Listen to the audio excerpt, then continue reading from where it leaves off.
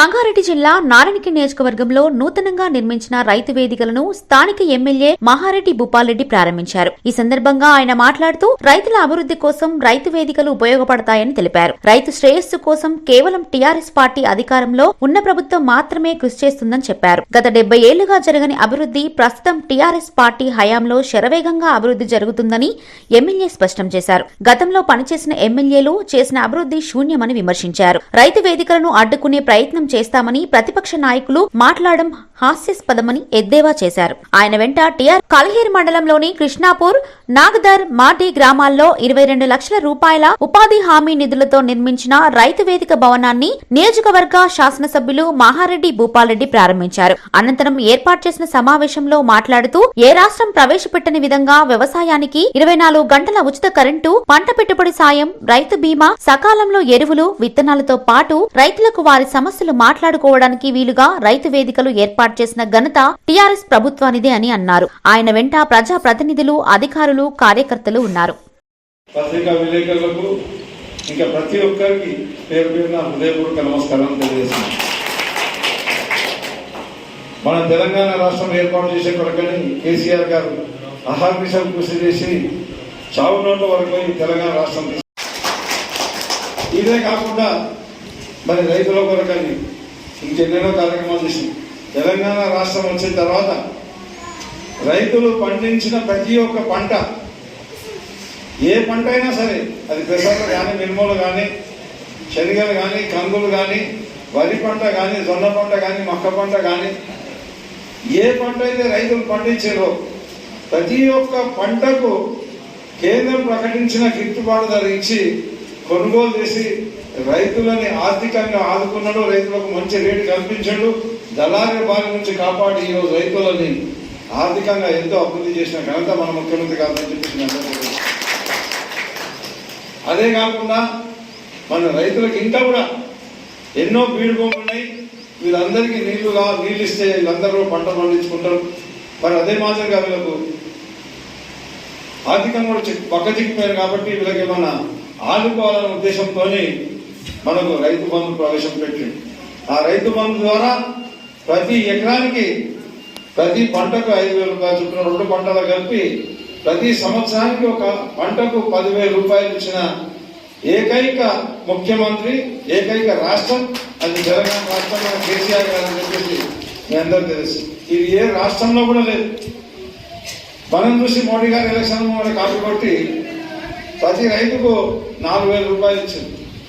కానీ మన దగ్గర రైతుకు ఎంత భూమి ఉంటే అంత భూమికి ఎన్ని ఎకరాలు ఉంటే అన్ని ఎకరాలకు డబ్బులు ఇచ్చి రైతులను ఆదుకున్న గొప్ప వ్యక్తి మన ముఖ్యమంత్రి గారిని చెప్పేసి మీ అందరికీ తెలుసు.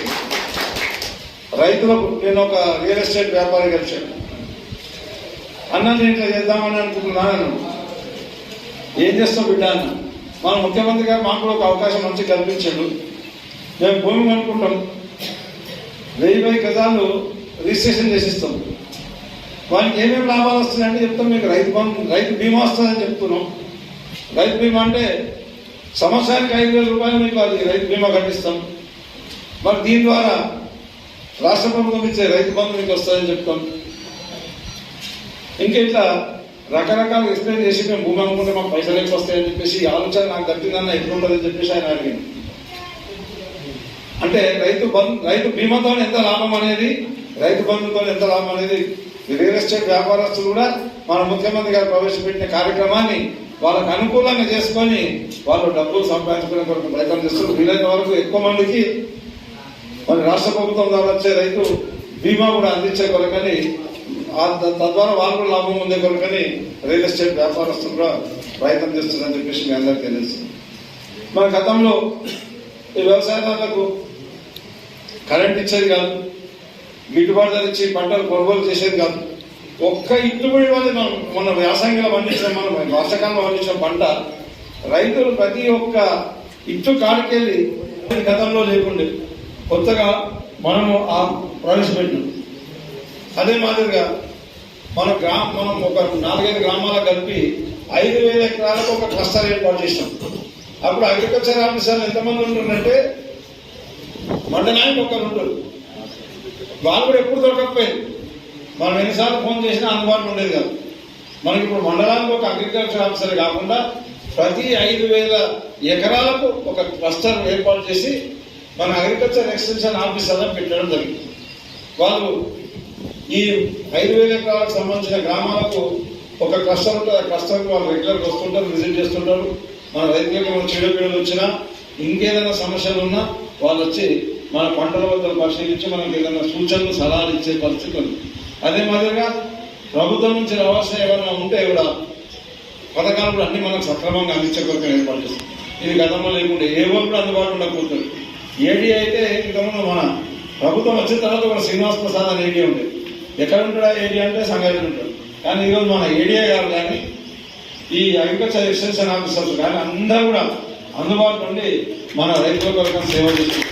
ఈ మన ముఖ్యమంత్రి గారు మన రైతుల కొరకు చేసిన ఈ కార్యక్రమం అని చెప్పేసి మీ అందరికీ తెలియజేస్తున్నాను. రైతు బీమా ద్వారా కూడా ఇప్పటికి ఎంతో మంది రైతులు కూడా రైతు కుటుంబాలు రైతు చనిపోతే రైతు కుటుంబాలకు 5,000 లక్షల రూపాయలు చొప్పున మనకు లబ్ధి పొందడం జరిగింది.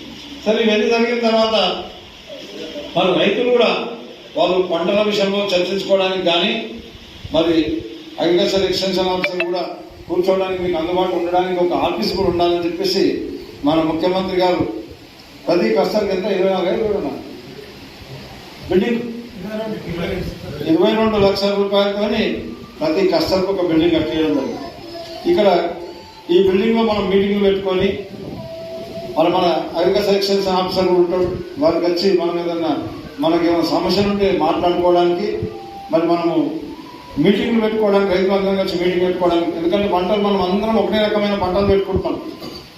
తద్వారా మనం రైతులు పండించిన పంటకు గిట్టుబాటు ధర వచ్చే పరిస్థితి కూడా ఉండకుండా కొద్ది ఇబ్బందులు జరిగే పరిస్థితి ఉంటుంది. ఎందుకంటే కేంద్ర ప్రభుత్వం రైతులు మంచుకున్నారు, తెలంగాణ రాష్ట్రంలో కానీ దేశంలో అంతా రైతులు బాగుపడుతున్నారని చెప్పేసి రైతుల నడ్డు ఇచ్చే కొరకని నూతనంగా కరెంట్ చట్టం తీసుకొని వచ్చింది, ఎలక్ట్రిసిటీ చట్టం కూడా తీసుకొని వచ్చింది, నూతనంగా వ్యవసాయ చట్టం కూడా తీసుకొని వస్తే ఈరోజు ఢిల్లీలో రైతులని లాఠీ చార్జీలు చేసుడు, కేసులు కట్టుడు, ఎన్నో రకాలుగా ఇబ్బందులు పెడుతుంది. అట్లాంటి తరుణంలో మరి ఆ చట్టాలు బలవంతంగా అమలు చేసినప్పుడు ఇక్కడ రాష్ట్ర ప్రభుత్వం కూడా ఈ కొనుగోలు కేంద్రాలు ఇవన్నీ నడిపేయాలంటే భవిష్యత్తులో ఇబ్బంది ఉంటుంది. కాబట్టి నడిపేయడానికి అవకాశం ఉండదు. ఆ చట్ట ప్రకారం మనం నడిపేయడానికి అవకాశం ఉండదు. కాబట్టి మనం ఏదన్నా పంటలు కూడా నీళ్ళు ఉన్న కాడికి తక్కువ నీళ్ళతో ఎక్కువ పంటలు పెట్టుకునే కొరకని, లాభం వచ్చే పంటలు పెట్టుకునే కొరకని మీటింగ్లు పెట్టుకోవడానికి మనకు అవకాశంగా కల్పించడానికి ఈ రైతు వేదికలు కట్టేయడం జరిగింది. అవసరం పడితే ఈ రైతు వేదికల్లో రైతు పేదోడు ఉంటే వాళ్ళకి ఇంటి దగ్గర స్థలం లేకపోతే ఇట్లాంటి జాగాలో మనం ఎవరైనా ఒక కంట్రోల్ పెట్టి ఎట్లా ఉన్నా ఏఈఓ గారు ఉంటారు, ఏఈ గారు కంట్రోల్ ఉంటుంది. వారికి రిక్వెస్ట్ చేస్తే మనం చిన్న చిన్న పెళ్లిళ్ళు కానీ కార్యక్రమాలు కానీ కూడా చేసుకోవడానికి కూడా మనకు ఒక మంచి అవకాశం ఉందని చెప్పి ఈ విధంగా రైతులందరూ బాగుపడాలని మన ముఖ్యమంత్రి గారు ఆలోచన చేస్తారు.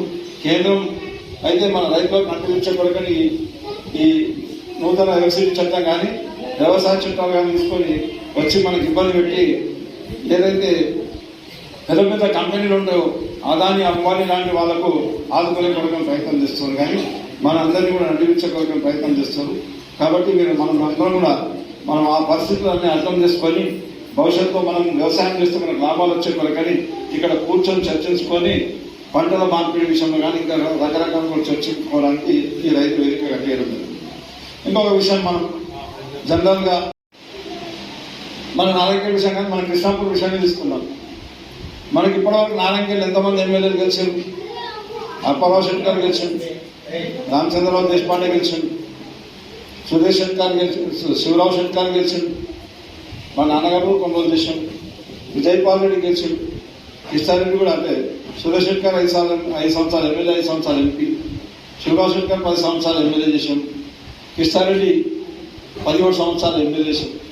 వీళ్ళు ఇన్ని సంవత్సరాలు పరిపాలించి మన గ్రామానికి ఏం చేసింది అనేది ఒక్కసారి ప్రతి ఒక్కరు కూడా ఈ గ్రామస్తుడు ఆలోచిస్తే కూడా బాగుంటుందని చెప్పేసి నేను అందరికీ విజ్ఞప్తి చేస్తాను. మరి వాళ్ళు ఏం చేశారు? అది భూపాల్ రెడ్డి ఏం చేసాడు? ఈయన ఎమ్మెల్యే గెలిపించాం, ఈ ఊళ్ళో మనం మెజార్టీ ఇచ్చాం. ఇచ్చినాక మనం రుణం తీసుకున్నా లేదా? మరి భవిష్యత్తులో కూడా మనం ఎవరికి సహకరిస్తే బాగుంటుందని ఈ గ్రామస్తులు అందరూ కూడా ఆలోచిస్తే బాగుంటుందని చెప్పేసి కిష్టారెడ్డి గారు చెప్పినట్టు ఈరోజు ఈ క్లస్టర్ బిల్డింగ్ మనమే కట్టించాం. టీఆర్ఎస్ ప్రభుత్వంలో నా నాయకత్వంలో ఇక్కడ బిల్డింగ్ కట్టించాం. ఇదే కాకుండా మన రైతుల కొరకని ఇక్కడ కరెంటు పవర్ సప్లై కరెక్ట్గా ఉండాలి, వోల్టేజ్ కరెక్ట్ డ్రాప్ కాకుండా ఉండాలని చెప్పేసి ఈ గ్రామానికి ఒక సబ్స్టేషన్ కట్టించాం. 11 kV సబ్స్టేషన్ ఒకటి ఈ గ్రామానికి కట్టించాం.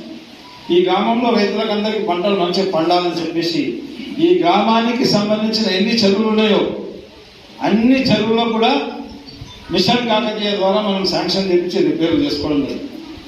దాని ద్వారా ఈరోజు పంటలు మనం మంచిగా పండించుకుంటాం. మరి నల్లవా కాలనీలు కూడా మనకు వస్తలేవు. గతంలో ఎంత ప్రయత్నం చేసినా మనకు వచ్చేది కావు. ఇప్పుడు వద్దన్నా కళ్యాణంగా అవుతున్నాయి. 25 కోట్ల రూపాయలు మంజూరు చేసి నల్లవా పాటిస్తున్నారు. కొంతమంది పైన రైతులకు అందరికి ఒప్పించి ఒక సంవత్సరం మీరు ఒక యాసంగికి మీరు పంటలు పెట్టుకోకండి బాబు అని చెప్పేసి వాళ్ళందరినీ ఒప్పించి తెప్పించి కాంగ్రెస్ వాళ్ళు ఎంత గడబడి చేసినా ఆ ప్రాజెక్ట్ నీళ్ళు ఈరోజు కల్లేరు వరకు పోయే విధంగా ఏర్పాటు చేసుకోవడం జరిగింది.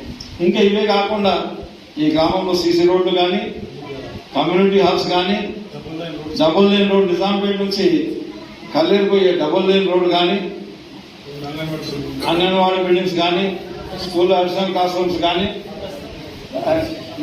ఇట్లా ఎన్నెన్నో వాళ్ళు అన్ని ఏళ్ళ కలిపి చేసింది ఎంతుందో అందరికంటే ఒక 50 రేట్లు 100 రేట్లు ఎక్కువ చేయించిన ఇది ఆలోచించాలి. కొంతమంది అయితే ఈ గ్రామానికి సంబంధించిన నాయకుడు ఉన్నాడు, అతను రోజుకో పాటు మాట్లాడు. కానీ ఇంకా కూడా ఈ గ్రామ ప్రజలు అమాయకులు అర్థం చేసుకోకుండా బయలదుం కంటే బయలదుంటారు, చెల్లదుం కంటే చెల్లదుంటారు, ఆడదుం కంటే ఆడదుంటారు. కానీ దానివల్ల మీకు వచ్చే లాభం ఏముంది? సొసైటీ నుంచి అందరి అన్ని సొసైటీలకు మాఫీ వస్తే ఇక మీకు మాఫీ రాకుండా చేశాడు. సొసైటీ ద్వారా ఫర్టిలైజర్ అమ్మిపిస్తామంటే అమ్ముకోలేకుండా అడ్డుకున్నాడు. మళ్ళీ ఈ మధ్యనే మొదలుపెట్టినాం. ఎన్నో సందర్భాల్లో పెన్షన్లు ఇచ్చే రైతులకు నష్టం కలిగే విధంగా ప్రవర్తించాడు. సుమారుగా 3-4 కోట్ల రూపాయలు మనకు మాకు వచ్చే డబ్బులు రాకుండా చేశాం. ప్రతి అభివృద్ధి పనికి అడ్డుకునే ప్రయత్నం చేశాం. అది తప్పించి చేసిన మేలేదు.